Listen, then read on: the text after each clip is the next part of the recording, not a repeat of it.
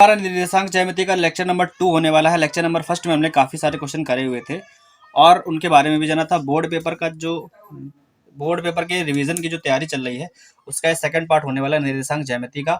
और आज हम लोग आगे के फॉर्मूले और आगे के सवाल पढ़ने वाले हैं। ठीक है, आज हम लोग विभाजन सूत्र यानी सेक्शन फॉर्मूला पढ़ने वाले हैं। यहाँ पर डिवीजन फॉर्मूला लिखा है, लेकिन हम लोग आज सेक्शन फॉर्मूले पढ़ने वाले हैं और भी बहुत कुछ पढ़ने वाले हैं। ठीक है, और इसमें कुछ क्वेश्चंस भी करेंगे और फिर नेक्स्ट वीडियो में इसको खत्म करेंगे पूरी तरह से। ठीक है, ये इसका लेक्चर नंबर 2 होने वाला है। ठीक, तो आज हम देखने वाले हैं सेक्शन फॉर्मूला। सेक्शन फॉर्मूला कितने टाइप का होता है? 2 टाइप का। ठीक है, पहला क्या होता है? एक होता है अंतः विभाजन, दूसरा होता है बाह्य विभाजन। ठीक है, अगर रेखा का अंतः विभाजन यानी कि इंटरनल डिवीजन का फॉर्मूला अगर देखें लाइन सेगमेंट का, तो क्या होगा?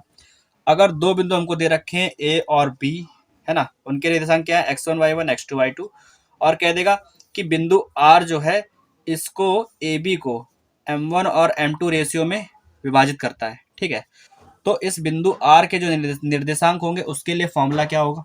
उसके लिए फॉर्मूला होगा r बराबर m1 x2 plus m2 x1। ठीक है, अगर अंतः विभाजन है तो प्लस में रहेगा अपॉन m1 प्लस m2। ठीक है, और कॉमा ये x वाला पार्ट हो जाएगा पूरा, और m1 y2 plus m2 y1 upon m1 plus m2, ये हमारा हो जाएगा y वाला। ठीक है, तो ये हमारे जो बिंदु आएंगे वो होगा ये m1 x2 plus m2 x1 upon m1 plus m2। विभाजन बिंदु हमारे इस टाइप के आएंगे। ठीक, हम लोग इन सब की वैल्यूज को रखेंगे और सॉल्व करके आर का वैल्यू निकाल लेंगे। ठीक, तो यही हमारा क्या हो जाएगा? विभाजन का, अंतः विभाजन का फॉर्मूला है। इसी तरीके अगर हम लोग बाह्य विभाजन को देखें, देखो ये अंतः विभाजित हो रहा है ना, बिंदु आर इसको अंदर से विभाजित कर रहा है। अब यहाँ पर क्या है? बिंदु आर जो है वो हमारा क्या है? इसको बाह्य विभाजित कर रहा है, ए बी को m1 और m2 रेशियो में विभाजित कर रहा है। तो बाह्य विभाजन का सूत्र क्या हो जाएगा? बाह्य विभाजन का फॉर्मूला अगर हम निकालेंगे तो आएगा आर बराबर, फॉर्मूला ऊपर वाला सेम लिख देंगे, बस जहां पर प्लस है वहां पर माइनस लगा देंगे। ठीक है, क्या हो जाएगा? m1 x2 minus m2 x1 upon m1 minus m2। ठीक है, और दूसरा क्या हो जाएगा? m1 y2 minus m2 y1 upon m1 minus m2। तो अंतः विभाजन और बाह्य विभाजन, ये हमने दो फॉर्मूले देखे हैं। ठीक, इन दोनों से रिलेटेड जो भी क्वेश्चंस होंगे हम लोग वो भी सॉल्व करेंगे ताकि और अच्छे से क्लियर हो सके। ठीक, अब हम लोग बात करते हैं इसी के आगे मध्य बिंदु का फॉर्मूला जो होता है उसके बारे में बात करेंगे। तो दो बिंदुओं का मध्य बिंदु क्या होगा? किसी रेखाखंड के मध्य बिंदु को हम लोग को निकालना है तो कैसे निकालेंगे? देखो ये ए बी दो बिंदु दे रखे हैं, x1 y1 x2 y2। तो इसके लिए अगर हम लोग मध्य बिंदु, ये इसका c है, तो c के निर्देशांक क्या हो जाएंगे? c के निर्देशांक अगर हमको फाइंड करने हैं तो क्या आएगा? बिंदु c हमारा मान लो x, y है, तो इसके निर्देशांक क्या आएंगे? इसका मध्य बिंदु का फॉर्मूला क्या होता है? x1 plus x2 y2। ठीक है, x1 plus x2 y2 comma y1 plus y2 y2। ठीक है, तो ये जो ए बी का मध्य बिंदु है वो हमारा फॉर्मूला किससे आएगा? x1 plus x2 y2 comma y1 plus y2 y2। इस फॉर्मूले से हम लोग इसका मध्य बिंदु निकाल सकते हैं। ठीक, तो ये हमारा क्या हो गया? मध्य बिंदु का फॉर्मूला हो गया। ठीक, अब एक चीज और जान लेते हैं, फिर हम लोग आज क्वेश्चन स्टार्ट करते हैं आज के। ठीक, वो क्या है? वो है हमारा त्रिभुज का केंद्रक। ठीक है, मान लो ये चतुर्थांश में कहीं कोई त्रिभुज बना दिया गया है। ठीक, और इसमें ए बी और सी इसके तीनों जो मतलब तीनों बिंदुओं के निर्देशांक दे रखे हैं, x1 y1 x2 y2 x3 y3। ठीक, और कह दे कि अगर इसका केंद्रक f है तो इस f के निर्देशांक बताओ। ठीक, तो इसका केंद्रक हो गया एक f, तो f के निर्देशांक बताने के लिए हम लोग क्या करेंगे? एक फॉर्मूला लगाएंगे। क्या होता है वो? x1 plus x2 plus x3 y3 comma y1 plus y2 plus y3 by 3।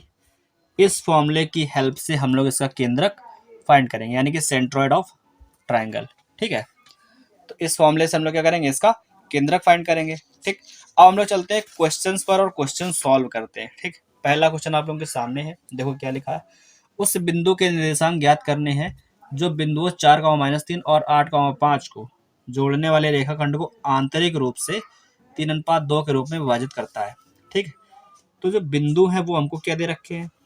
ठीक है, बिंदु हमारे पास क्या है? 4,3, 4,-3 और 8,5 है ना। और जो विभाजन में वो अनुपात है वो क्या है हमारा, m1 अनुपात m2 हमारा क्या है 3:1।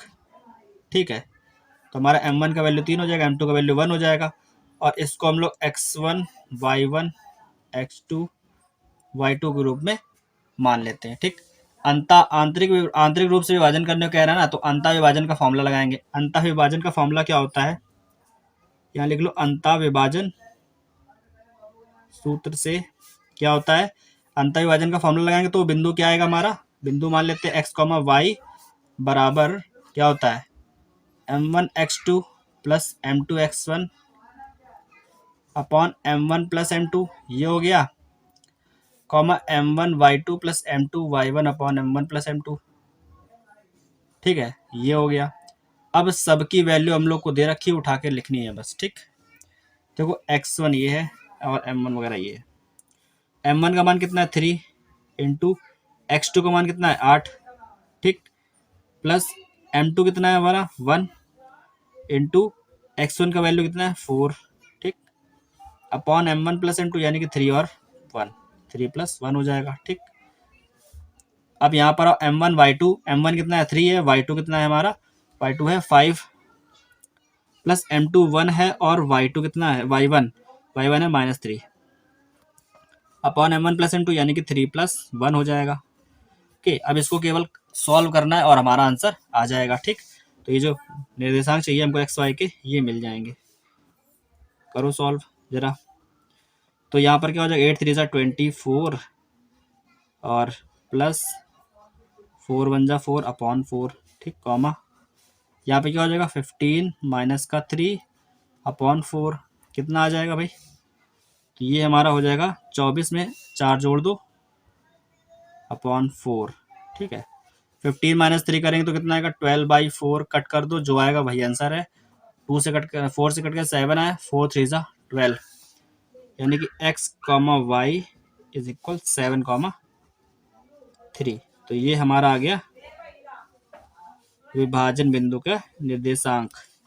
ठीक है, यही हमारा क्या है आंसर है। ठीक, अगर इस टाइप का क्वेश्चन दे रखा है, वैसे तो बहुत कम आता है इस टाइप का क्वेश्चन बोर्ड में, बट इस टाइप का क्वेश्चन हो जाए इसलिए हमने इसको सॉल्व किया है। ठीक है, तो एक क्वेश्चन तो हमने सॉल्व करा। अब देखो आगे सेकंड क्वेश्चन क्या है, ये कह रहा है कि बिंदु 4,6 ए, जो बिंदु ए और बी है, दो बिंदु दे रखे हैं, इसको किस अनुपात में विभाजित करता है। ठीक है, अब उसने पूछ लिया कि बिंदु तो दे दिया उसने, अंतर जो विभाजन होता है उसका तो बिंदु दे दिया है, लेकिन इन दोनों को किस अनुपात में विभाजन करता है, यानी कि m1 और m2 का मान नहीं पता हमको। ठीक है, तो हम लोग क्या करेंगे, पहले एक लाइन बना लो ए बी। ठीक, ए के निर्देशांक क्या हो जाएंगे -6, 10 और बी के निर्देशांक क्या हो जाएंगे 3, -8। ठीक है, इसको हम लोग मान लेते हैं कि ये अंतः विभाजित कर रहा है। ठीक है, जब भी कभी इस टाइप का क्वेश्चन आएगा तो हमको कौन सा विभाजन मानना है, अंतः विभाजन, और उसको मान के ही सॉल्व करना है। तो माना बिंदु 4,6 ए बी को अंतः विभाजित करता है। ठीक है, अंतः विभाजित करता है तो क्या करेंगे, फॉर्मूला हम लोग लगाएंगे अंतः विभाजन वाला। किस अनुपात में विभाजित करता है, तो m1 अनुपात m2। ठीक है, हम लोग यही रखेंगे अनुपात, इसी का मान हमको निकालना है, n1 अनुपात n2 का मान निकालना है। फॉर्मूला जो होगा वो क्या होगा -4,6, ये हमको विभाजन बिंदु का निर्देशांक दे रखा है। फॉर्मूला होता है m1 x2 plus m2 x1 upon m1 plus m2, ये होता है ना। ठीक, comma m1 y2 plus m2 y1 upon m1 plus m2, ये होता है x1 y1, ये हमारा हो गया, और x2 y2 ये। ठीक है, इसको हम लोग क्या करते हैं, अब लगाते हैं, इसमें सॉल्व करते हैं। ठीक, m1 हमारा नहीं पता हमको, x2 का वैल्यू कितना है 3 प्लस m2 कितना है हमारा नहीं पता, x1 कितना है -6 अपॉन m1 प्लस m2। ठीक, और यहाँ पर क्या आ जाएगा m1 y2 कितना है -8 है प्लस m2 नहीं पता है y1 कितना है 10 अपॉन m1 प्लस m2। ठीक, आप क्या करेंगे देखो यहाँ पर हमको दे रखा है -4,6। तो देखो इसका जो x वाला पार्ट है इस वाले के इक्वल होगा, इसका y वाला पार्ट इस वाले के इक्वल होगा। ठीक है, तो हम लोग किसी एक को इक्वल कर लेते हैं। ठीक, तो यहाँ पर -4 हो जाएगा ये इसके इक्वल इस वाले पार्ट के 3m1 -6m2 upon m1 plus m2 के। ठीक है, और ये जो 6 है ये बराबर हो जाएगा इस वाले पूरे पार्ट के -8m1 plus 10m2 upon m1 plus m2। ठीक, तो हम लोग किसी भी एक को लेकर के सॉल्व करेंगे तो आ जाएगा आंसर, है ना। तो हम लोग इस वाले को लेकर सॉल्व करते हैं। m1 m2 का वैल्यू मल्टीप्लाई इधर करा दो तो क्या हो जाएगा -4m1 -4m2 इज इक्वल यहाँ पे क्या है 3m1 -6m2, है ना। m2 को उधर भेज दो, m1 को इधर ले आओ। तो यहाँ पर -4m1 है, 3m1 इधर आएगा तो -3m1 हो जाएगा, और ये 4m2 उधर जा करके +4m2 हो जाएगा, और यहाँ पर 6m2 पहले से ही है ना। अब देखो क्या करेंगे 4m1 में से 3m ऐड कर दो तो -7m1 हो गया, इक्वल में क्या आएगा 4 और 6, तो यहाँ पर लेस कर देंगे तो -2m2 आ जाएगा। ठीक है, m1 अनुपात m2 फाइंड करना है ना, तो m1 के अपॉन में ले आओ m2 को, तो m1 upon m2 is equal यहाँ पर -2 है और ये -7 को इसके नीचे ले जाओ तो यह आ जाएगा -7, माइनस से माइनस खत्म, m1 अनुपात m2 बराबर 2:7। ठीक है, यानी कि m1 अनुपात m2 बराबर 2/7 आ गया, यानी कि 2:7। तो हमारा जो आंसर था वो ये होगा। ठीक है, 2:7 हमारा आंसर आ जाएगा। ओके, तो क्वेश्चन ज़्यादा लेंदी नहीं था, छोटा सा था, बस समझाने के लिए इतना धीमे धीमे बताया ताकि पूरा समझ में आए और अच्छे से समझ में आए, है ना। तो क्वेश्चन नंबर 2 हमने सॉल्व किया इसी तरीके से। हम लोग आगे और भी क्वेश्चन है हमारे पास, उनको भी हम सॉल्व करेंगे और देखते हैं कि क्या होता है।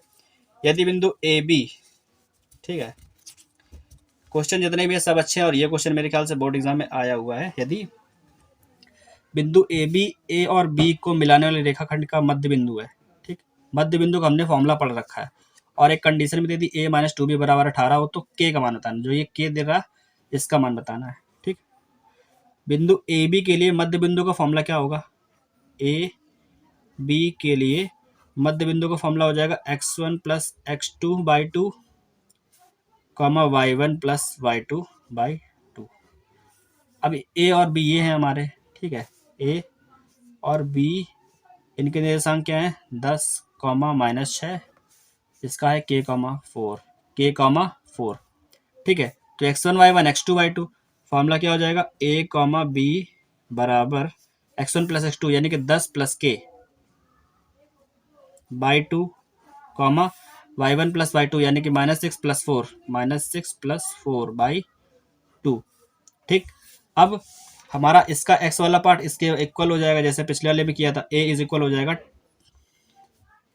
a इज इक्वल हमारा क्या हो जाएगा, यहाँ पर a है 10 प्लस k/2 आ जाएगा, ये a का हो गया, और b इज इक्वल क्या आ जाएगा इसके, b इज इक्वल आ जाएगा -6 प्लस 4 कितना हो जाएगा -2/2, काट दोगे तो -1, यानी कि b का वैल्यू आ गया -1। ठीक, हमें b का मान मिल गया, और a - 2b बराबर 18, ये क्वेश्चन में गिवन था, a - 2b बराबर 18, ये तो हमको गिवन था। ठीक, अब क्या करेंगे b का मान उठा के इसमें रख दो, तो a - 2 इंटू बी का मान कितना है -1 बराबर में 18 है, तो a माइनस माइनस क्या हो गया प्लस का 2 बराबर 18, 2 उधर ले जाओ तो a बराबर 18 - 2 यानी कि कितना आएगा 16 आएगा। ठीक है, a का मान हमारा आ गया 16। ठीक, अब क्या करेंगे, अब देखो हमें यहाँ पर a की एक ये मतलब इक्वेशन दे रखी है, इसको हम लोग सॉल्व करते हैं, इसको मान लेते हैं इक्वेशन सेकंड है ये, तो यहाँ पर क्या लिखेंगे फ्रॉम इक्वेशन सेकंड क्या दे रखा था हमको a is equal 10 plus k/2, तो तो ए का मान यहाँ रख दो 16 बराबर 10 प्लस के बाई 2। यहाँ से हमको के का मान मिल जाएगा, वही हमारा आंसर हो, क्योंकि हमसे क्वेश्चन में क्या पूछा था, के का मान बताओ, तो के का मान आ जाएगा। इस 2 का यहाँ मल्टीप्लाई करा दो, 16 दूनी 32 हो जाएगा बराबर 10 प्लस के। अब 10 को धर ले आओ, 32 में से 10 घटा दो, आएगा के। तो के का मान कितना आ जाएगा, के बराबर 32 में 10 गया तो 22। ठीक है, के का मान आ गया 22 और यही हमारा क्या है, आंसर है। ठीक, तो हमारा के का मान आ गया है। जिस तरीके से हमने लगाया, केवल मध्य बिंदु का फॉर्मूला लगा करके सॉल्व किया है। ठीक, ए बी इन दोनों का मध्य बिंदु है, तो हमने मध्य बिंदु का फॉर्मूला लगाया। ए का मान ए इसके इक्वल हो गया, बी इसके इक्वल हो गया, बी का वैल्यू आ गया। एक हमको इक्वेशन दे रखी थी क्वेश्चन में, a माइनस 2b बराबर 18 है। इसको हम लोगों ने यहाँ लिखा, b का मान रखा, यहाँ से a का मान निकल आया। a का मान उठा के इसमें रख देंगे तो k का मान आ जाएगा, ये हमारा आंसर है। ठीक है, समझ में आया हो तो वीडियो को लाइक करो, मेहनत लगती है क्वेश्चन बनाने में। ठीक, अब बात करते हैं क्वेश्चन नंबर 4 की। क्या है, बिंदु ए के निर्देशांक ज्ञात कीजिए जहां ए बी क्या है, वृत्त का व्यास है। ठीक, जिसका केंद्र ये हमको दे रखा है और बी के निर्देशांक बताने हैं। बिंदु ए का निर्देशांक ज्ञात करना है हमको। पहले तो एक वृत्त बना लो। अगर ये वृत्त का व्यास है तो केंद्र इसका बीचों बीच वाला पॉइंट होता है, यानी कि मध्य बिंदु होता है। अगर ए बी व्यास है तो केंद्र क्या हो जाएगा, ये मान लेते केंद्र ओ है, ओ के निर्देशांक क्या है 2, केंद्र के निर्देशांक दे रखा है ना 2, बी के निर्देशांक क्या है 1, 4 है। तो ए का बताना है, ए के निर्देशांक बताने हैं। तो मान लेते हैं कि ए के निर्देशांक क्या है, एक्स और वाई है। इसके हम लोग को निकालने हैं मान, इसका वैल्यू निकालना है। ठीक, तो बिंदु ए बी का क्या है, मध्य बिंदु है। ठीक है, यहाँ लिख दो, माना ए के निर्देशांक क्या है, एक्स कॉमा वाई। ठीक, ये लिखना होता है पहले। ठीक, अब क्या करेंगे, बिंदु ओ ए बी का मध्य बिंदु है, तो ओ बराबर क्या हो जाएगा, यानी कि 2, -3 बराबर हो जाएगा x1 plus x2 by 2 comma y1 plus y2 by 2, ये हो जाएगा। ठीक है, x1 क्या हो जाएगा, x1 प्लस x2 बाई 2, यानी x1 हो गया x, ठीक है, प्लस x2 कितना हो जाएगा 1, है ना, x2 हो जाएगा 1 बाई 2 कॉमा y1 कितना हो जाएगा y प्लस y2 कितना हो जाएगा 4 बाई 2, और यहाँ पर क्या है 2, -3 है। ठीक, फिर से वही काम करेंगे, इसका x वाला पार्ट दूसरे वाले x के इक्वल, ये इसके इक्वल और ये इसके इक्वल हो जाएगा। ठीक है, तो यहाँ पे लिखेंगे 2 इज इक्वल x प्लस 1/2 और -3 हो जाएगा y प्लस 4/2 के इक्वल, है ना। सॉल्व करो, इस 2 का मल्टीप्लाई यहाँ करो, 2 दूनी 4 इज इक्वल x प्लस 1 को इधर ले आओ तो 4 - 1 हो जाएगा। तो 4 में से घटाओगे x का मान कितना आ जाएगा 3, तो हमें x का वैल्यू मिल गया 3। यहाँ पर आओ, 3 दूनी 6 हो जाएगा माइनस का, बराबर y प्लस 4, 4 को इधर ले आओ तो -6 -4 बराबर y। तो y का मान कितना है, -6 और 4 कितना हो जाएगा -10। ठीक है, तो हमें y मिल गया। तो बिंदु x y के निर्देशांक क्या आ जाएंगे, हमारा x आया x का वैल्यू आया 3 और y का वैल्यू आया -10। ठीक है, तो a के निर्देशांक जो थे वो हमें मिल गए हैं, हमारा आंसर आ गया। यानी लिखोगे a बराबर आएगा 3, -10। ठीक है, यही हमारा क्या आंसर है। ठीक, अब हम चलते हैं नेक्स्ट क्वेश्चन पर, उसको भी देख लेते हैं। क्वेश्चन नंबर 4, हमने 4 क्वेश्चन अभी तक सॉल्व कर लिए हैं। चलते क्वेश्चन नंबर 5 पर, देखते हैं क्या है। यहाँ पे लिखा है एक रेखा y अक्ष और x अक्ष को क्रमशः p और q पर प्रतिच्छेदित करती है। यदि ये जो बिंदु है पी क्यू का मध्य बिंदु हो तो पी और क्यू के निर्देशांक बताने हैं। देखो, इसको समझो क्वेश्चन को। पहले तो हम अक्ष बना लेते हैं। ठीक है, ये x है, ये एक्स डैश है, ये y है, ये y डैश है। अब कह रहा कोई एक रेखा है जो x को और y को, x अक्ष को p पर और y को, मतलब y और x को p और q पर काटती है। ठीक है, तो मान लेते हैं ये हमारा q है। ठीक, ये हमारा q है और ये वाला पार्ट p है, ये वाला बिंदु p है। ठीक, तो हम लोग को p और q के निर्देशांक बताने हैं। तो अच्छा ये बताओ, अगर बिंदु p पर कोई निर्देशांक होगा तो जाहिर सी बात है ये y पर है, तो यहाँ पर x 0 होगा, y वाले की कुछ ना कुछ वैल्यू होगी। और बिंदु q जो है वहाँ पर क्या है, यहाँ पर हमारा x की वैल्यू होगी, y 0 होगा। ठीक, इसका जो मध्य बिंदु है, उसके निर्देशांक क्या है, 2, -5, 2, -5। तो हमको पी क्यू का मान बताना है। ठीक, तो यहाँ पर लिखो पी क्यू का मध्य बिंदु। ठीक है, पी क्यू का मध्य बिंदु बराबर हो जाएगा x1 plus x2/2, y1 plus y2/2। ठीक, पी क्यू का मध्य बिंदु यही है ना, 2, -5 बराबर x1 क्या है हमारा 0 प्लस x2 क्या है x/2, y1 क्या है y प्लस y2 क्या है 0/2। ये आ गया, हमको x और y की वैल्यू मिल जाए बस। ठीक है, तो ये वाला पार्ट इसके बराबर हो जाएगा। ठीक, जैसे अभी तक हम लोग करते हैं, 2 बराबर हो जाएगा 0 है 0 हटा दो, x/2 के, और -5 जो है वो बराबर हो जाएगा y/2 के। इस 2 का इधर मल्टीप्लाई करा तो y बराबर आ जाएगा 5 दूनी 10, y का मान आ गया -10।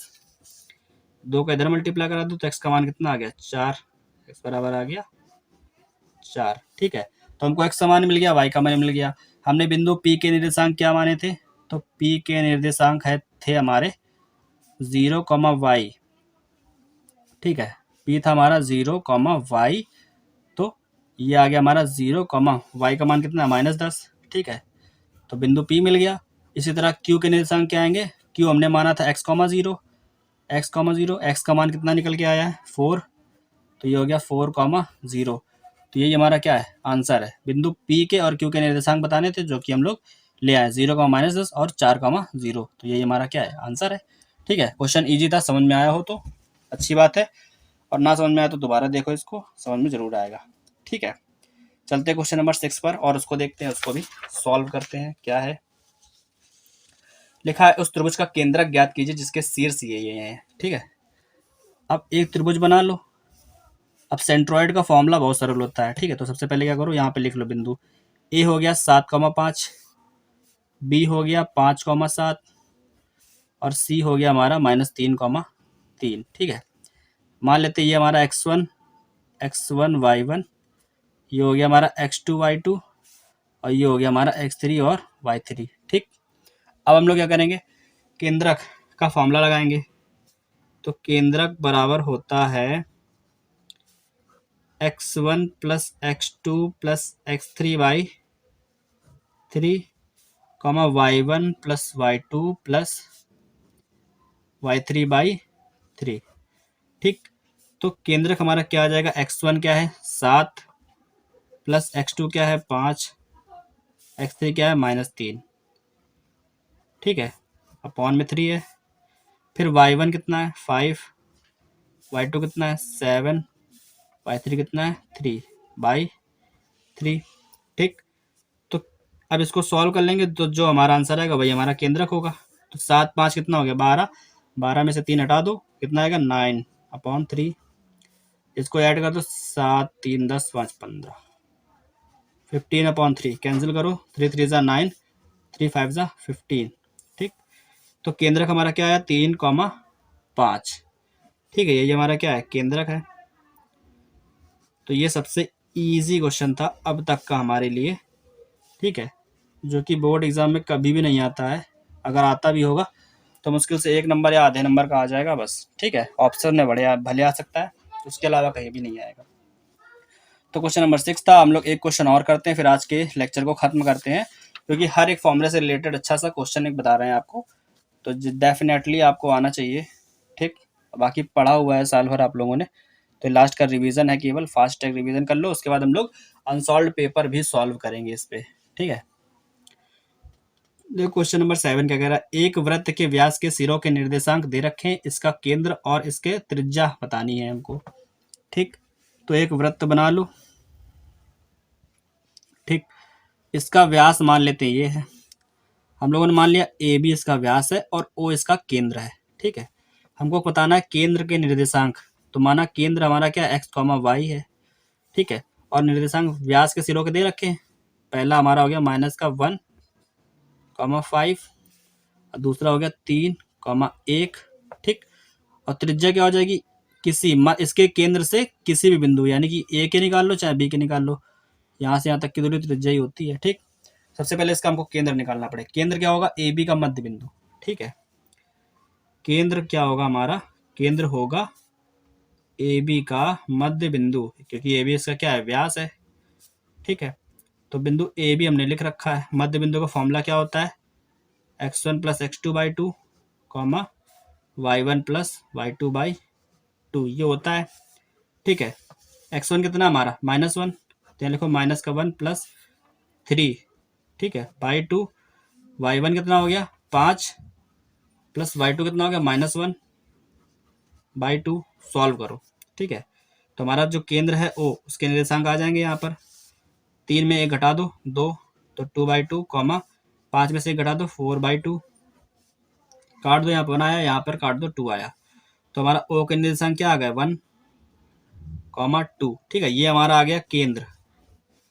तो बिंदु ओ यानी कि इसका केंद्र जो ओ है वो हमारे आ गया। तो केंद्र के निर्देशांक आ गए। हमको निकालनी है त्रिज्या। त्रिज्या क्या होगा, या तो ओ ए निकाल दो या तो ओ बी निकाल दो, दोनों के ही बराबर होगा, ठीक है। या तो ओ ए निकाल दो या तो ओ बी निकाल दो, तीनों ही हमारी दोनों ही क्या है, त्रिज्या है। तो हम लोग यहाँ से केंद्र हमारा क्या आ गया 1,2, ठीक है। तो ए और ओ के बीच की दूरी निकाल लेते हैं, वही हमारी त्रिज्या हो जाएगी। चलो निकालते हैं। त्रिज्या बराबर दूरी का फॉर्मूला क्या होता है, x1 माइनस x2 का whole square plus y1 minus y2 का होल स्क्वायर, ठीक। तो यहाँ पर देखो x1 क्या है -1, x2 क्या है 1, तो -1 माइनस x2 भी 1 है का होल स्क्वायर प्लस y1 कितना है 5 और y2 कितना है 2 का होल स्क्वायर, ठीक। तो r बराबर -1 कितना हो गया -2, और 2 का स्क्वायर करोगे तो 4 आएगा, प्लस 5 में से 2 गया 3 आएगा, 3 का स्क्वायर करोगे तो 9, ठीक है। तो हमारी त्रिज्या कितनी आ जाएगी, त्रिज्या आ जाएगी रूट में 13, ठीक है, इकाई। तो हमारा जो त्रिज्या थी वो भी आ गई और केंद्र भी आ गया, ठीक है। ये हमारा आंसर है, ठीक। तो आज का वीडियो हम लोग यहीं पर खत्म करते हैं। हमने काफ़ी सारे क्वेश्चन सॉल्व किए, लगभग 7 क्वेश्चन लगाए, और त्रिभुज का केंद्र, अंतःविभाजन, बाह्य विभाजन और मध्य बिंदु का फॉर्मूला पढ़ा, ठीक। नेक्स्ट वाले पार्ट में हम लोग क्या करेंगे, त्रिभुज का क्षेत्रफल निकालेंगे, ठीक है। यानी कि त्रिभुज क्षेत्रफल वाले जितने भी फॉर्मूले, संरेख होने का प्रतिबंध जितने भी है, वो सारे सवाल सॉल्व करेंगे और निर्देशांक ज्यामिति को पूरी तरह से खत्म करेंगे इसके नेक्स्ट वाले वीडियो में, ठीक है। तब तक आप लोग पढ़ते रहो। वीडियो अच्छा लगा तो शेयर करो इसको अपने दोस्तों के साथ में, और वीडियो को लाइक जरूर करो, चैनल को सब्सक्राइब जरूर करो, ठीक है। तब तक के लिए गुड बाय, टेक केयर, पढ़ते रहो।